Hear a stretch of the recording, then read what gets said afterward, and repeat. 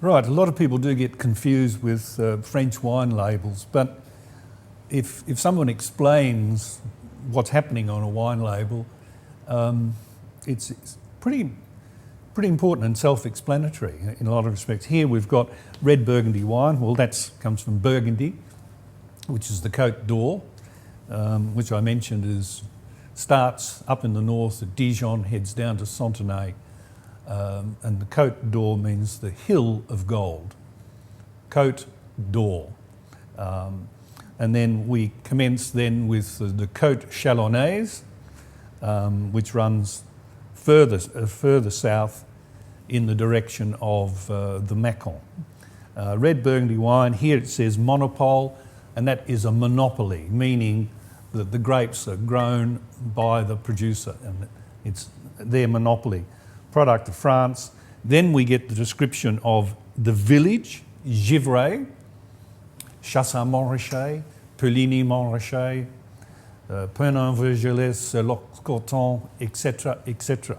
Then the appellation, which is what has been classified, and wines in Burgundy are classified from Grand Cru, Premier Cru, and Village, and then Bourgogne Rouge or Bourgogne Blanc.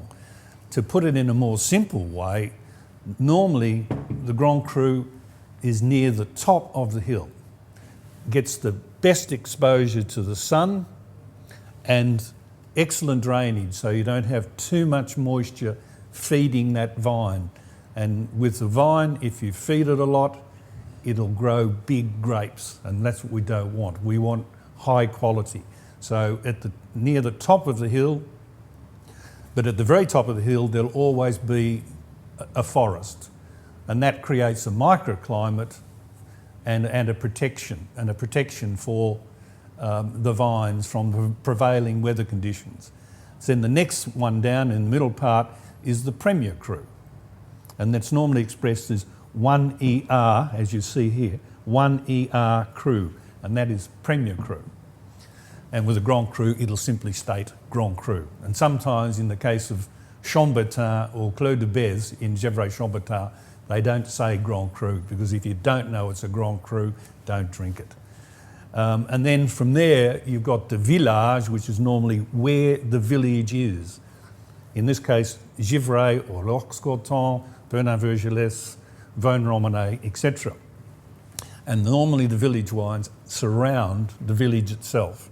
And then going down to the lowest part where the soil quality is at its richest, because it comes down the hill and the top parts are more exposed to the undersoil, meaning the very complex limestone seabed, and then the richer soil is right down near the road, the Route Nationale, and the soil is at its richest. And the grapes are bigger and fatter and richer, nowhere near the quality and complexity of the Grand Cru at the top.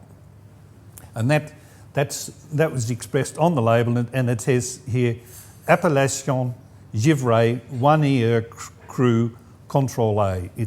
It's declared and controlled in Givray. The producer's name, Clos Salomon, then the vintage, and then we've got Mise en Bouteille au Domaine de Clos Salomon, put into the bottle at the domain Clos Salomon, and then the name of the producer, de Girardin Perrotto, Vigneron, which means winemaker.